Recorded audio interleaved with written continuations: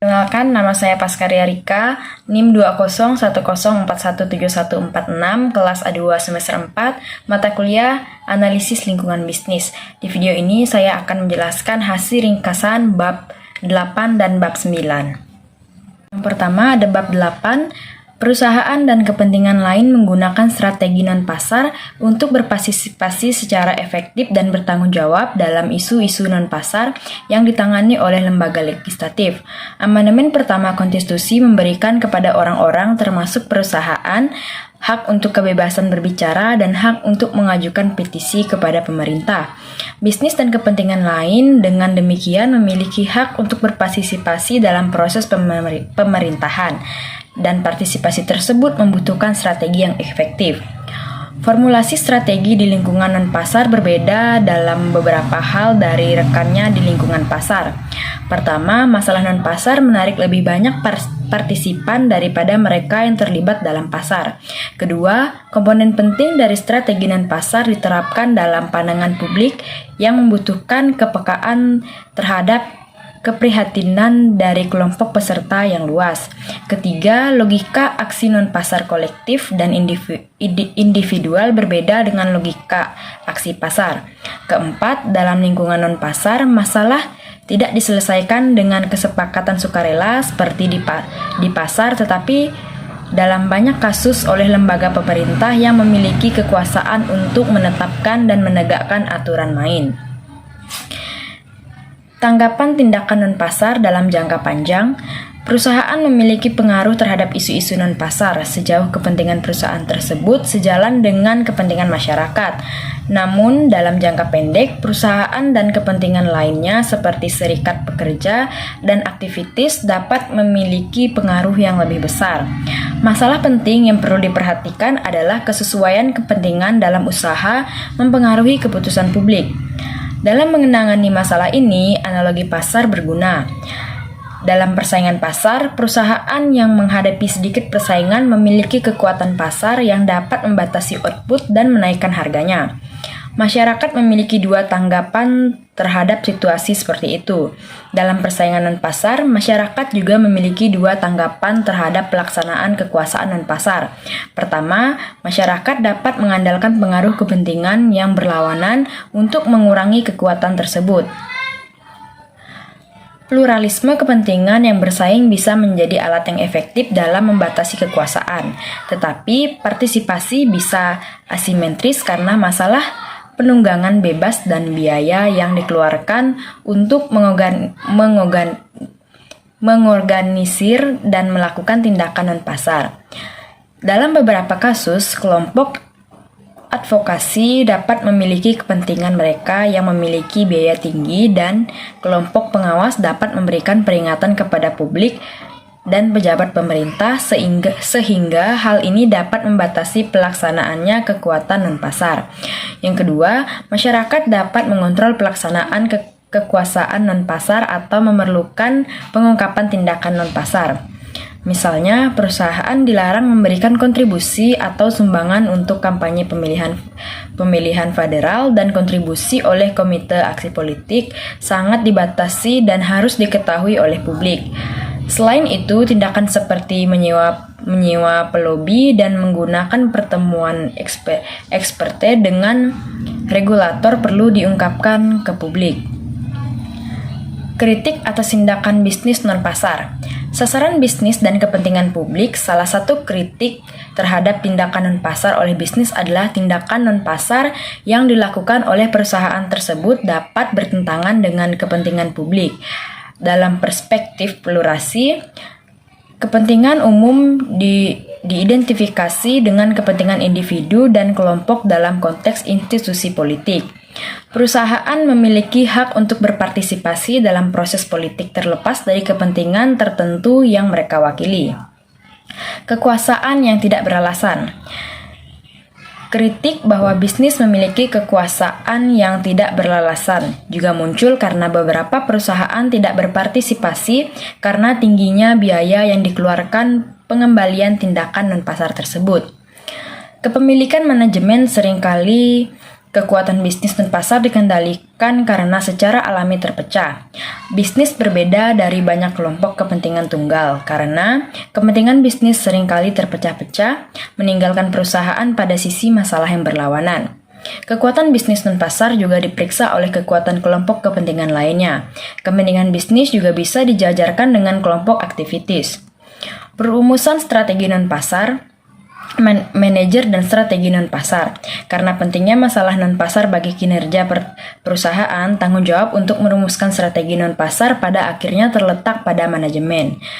Sebagian besar manajemen menangani masalah non-pasar secara episodik daripada secara terus-menerus. Tujuan. Spesifikasi tujuan adalah komponen penting dari strategi non-pasar, tidak hanya karena tujuan memfokuskan perhatian, tetapi juga karena mereka mempengaruhi kepentingan mana yang akan selaras dengan dan melawan perusahaan. Pemilihan arena institusional. Di arena mana kelembagaan masalah non-pasar ditangani biasanya ditentukan oleh kekuatan yang menempatkan masalah tersebut dalam agenda perusahaan. Perusahaan juga dapat mengejar tujuan baik di tingkat federal atau negara bagian. Pilihan strategi non-pasar. Strategi adalah hubungan antara tujuan dan tindakan spesifik yang diambil untuk mencapainya. Salah satu prinsip pasar yang mendasari perumusan strategi dalam politik kelompok kepentingan adalah bahwa bobot tindakan non-pasar yang mendukung dan menentang suatu alternatif mempengaruhi hasil strategi non-pasar yang tersedia untuk perusahaan sama dengan yang tersedia untuk kelompok kepentingan lain, tetapi kesesuaian dan efektivitasnya dapat berbeda. Selanjutnya ada bab 9. Strategi non-pasar harus dilaksanakan secara efektif dan sebaliknya. Efektivitas penerapan strategi mempengaruhi pilihan di antara mereka. Isu-isu non-pasar seringkali mendapat perhatian media dan publik, dan perhatian itu dapat membentuk dan mempercepat aktivitas non-pasar. Keputusan penting adalah apakah strategi non-pasar perusahaan harus tinggi atau rendah. Strategi low profile menekankan kegiatan di belakang layar seperti lobby dan dimaksudkan untuk mengurangi kemungkinan reaksi dari kelompok kepentingan yang berlawanan, publik, dan pejabat pemerintah. Melakukan lobby. Melobi adalah komponen sentral dari sebagian besar representasi dan strategi informasional. Lobby adalah komunikasi strategis dari informasi yang relevan secara politik kepada pejabat pemerintah. Informasi tersebut dapat diartikan kepada presiden, gubernur, pejabat cabang eksekutif, anggota kongres atau badan legislatif negara bagian, staf mereka, dan staf komite. Lobby juga terjadi di badan pengaturan dan administrasi, di mana sering terjadi dalam pertemuan ex parte. Perusahaan dan kepentingan lain menghabiskan lebih banyak uang untuk melobi daripada aktivitas implementasi lainnya. Lobby bisnis atau ngelobi dalam tujuan berbisnis adalah kegiatan yang dilakukan oleh pelaku bisnis dalam mempengaruhi pihak lain supaya pihak tersebut memiliki kepentingan dan pendapat yang sama dengan kita. Dalam hal ini tentunya yang berhubungan dengan bisnis. Teknik negosiasi bisnis yang baik dan benar. Dalam melaksanakan teknik negosiasi, ada 4 pendekatan yang harus dilakukan oleh pelaku bisnis, yaitu bargaining kompromi, win-loss, dan win-win solution. Namun, teknik yang paling efektif adalah win-win solution, di mana kedua belah pihak memperoleh manfaat yang sama. Sifat melobi. Lobby penting karena banyaknya jumlah rancangan undang-undang atau RUU yang dipertimbangkan. Misalnya lebih dari 5.000 rancangan undang-undang dapat diperkenalkan di DPR dalam satu sesi. Melobi adalah strategi dalam arti mendukung posisi seseorang atau melawan informasi yang diberikan oleh pihak lain. Para eksekutif seringkali merupakan pelobi yang efektif karena anggota Kongres dan pejabat pemerintah lainnya ingin mendengarkan tentang keprihatinan suatu perusahaan dari orang-orang yang bertanggung jawab. Informasi teknis dan politik. Lobby menyampaikan 2 jenis informasi. Yang pertama ada teknis dan politik. Informasi teknis terdiri dari data dan prediksi tentang konsekuensi kebijakan alternatif. Informasi politik berkaitan dengan dampak suatu alternatif terhadap konstituen atau kepentingan kebijakan pemegang jabatan. Dalam kasus bab Walmart dan strategi perluasan perkotaan, perusahaan menekankan jumlah pekerjaan yang akan dibuat jika aplikasi tokoh barunya diterima. Kredibilitas dan relevansi informasi yang diberikan melalui lobby harus kredibel dan relevan. Kredibilitas membutuhkan reputasi yang mapan, data dan analisis yang terbukti dengan sendirinya atau pembuktian oleh orang lain dengan kepentingan yang berbeda. Informasi yang relevan secara politik adalah sesuatu yang tidak diketahui oleh pejabat pemerintah dan stafnya, yaitu katakan sesuatu yang belum saya ketahui. Akses. Desentralisasi Kongres pada awal 1970-an memberikan otonomi tambahan kepada subkomisi dan dengan demikian meningkatkan sejumlah posisi yang berpengaruh secara substansial. Anggota Kongres dan pejabat cabang eksekutif hanya memiliki waktu terbatas untuk bertemu dengan pelobi dan harus mengalokasikan akses. Tawar-menawar. Pada beberapa masalah non-pasar, sebuah perusahaan atau asosiasi industri mungkin terlihat dalam perundingan eksplisit atau implisit dengan ketua komite di Kongres, badan administratif, atau gedung putih. Waktu dan fokus. Lobby harus disesuaikan dengan tahapan proses legislatif. Beberapa kepentingan dimulai lebih awal dan bekerja dengan anggota Kongres dalam menyusun undang-undang baru. Pada isu di komite konferensi, fokusnya adalah pada para peserta konferensi.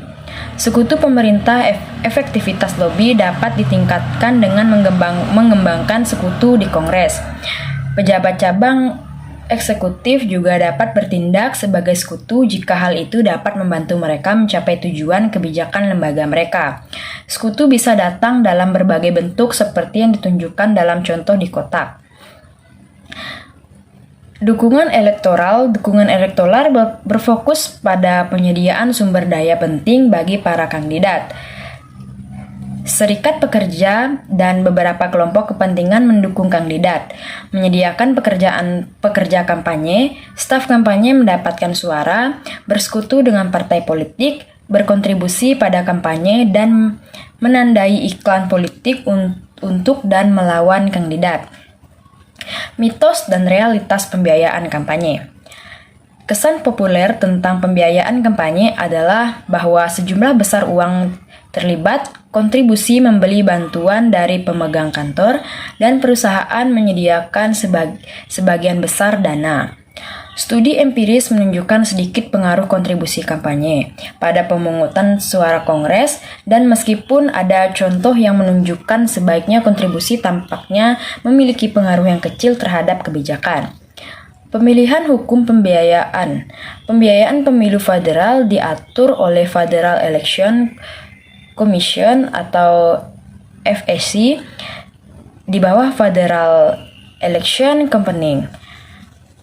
Sebagaimana telah diubah pada tahun 1974, Undang-Undang Pembiayaan Kampanye membedakan antara pengeluaran dalam kampanye pemilu dan kontribusi untuk kampanye tersebut. Penyelenggaraan peraturan kontribusi kampanye dapat mengakibatkan hukuman yang cukup besar. Pola kontribusi kampanye merupakan aspek penting dari politik elektoral jika bukan dari strategi bisnis dan pasar. Tujuan kontribusi kampanye dibuat untuk 3 tujuan dasar. Yang pertama adalah mempengaruhi hasil pemilu, yang kedua adalah untuk mendapatkan akses ke pemegang jabatan saat ini atau yang akan datang, dan yang ketiga adalah untuk mendapatkan layanan. Teori akses kontribusi kampanye memprediksi bahwa semakin berharga layanan yang dapat diberikan kandidat, semakin banyak kelompok kepentingan yang bersedia berkontribusi. Banyak perusahaan tidak ingin memberikan kontribusi politik tetapi percaya bahwa mereka terjebak dalam dilema narapidana.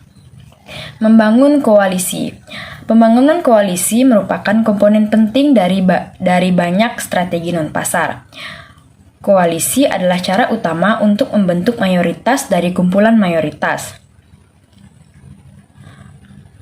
Koalisi bisnis terdiri dari 3 jenis: organisasi puncak, asosiasi perdagangan, dan koalisi ad hoc. Asosiasi puncak menekankan masalah yang mempengaruhi lebih dari satu industri, asosiasi perdagangan mewakili satu industri, dan koalisi ad hoc cenderung menjadi isu yang spesifik. Asosiasi perdagangan dan perusahaan individu juga berpartisipasi dalam isu-isu yang ditangani oleh organisasi puncak dan asosiasi perdagangan. Asosiasi puncak atau payung organisasi mencakup perusahaan dari sejumlah industri dan dengan demikian mewakili berbagai kepentingan. Isu sebagai titik tolak, ada suatu yang bisa menyatukan beberapa lembaga yang memiliki visi dan misi yang berbeda-beda, yaitu isu-isu. Begitu sebuah isu jadi bahan pembicaraan masyarakat. Dalam sekejap, beberapa pihak terlibat dalam pembicaraan masalah itu. Muncul tanggung jawab mereka untuk merespon masalah itu, apalagi jika masalah itu potensial menjadi besar dan merugikan orang banyak. Membuat jaringan.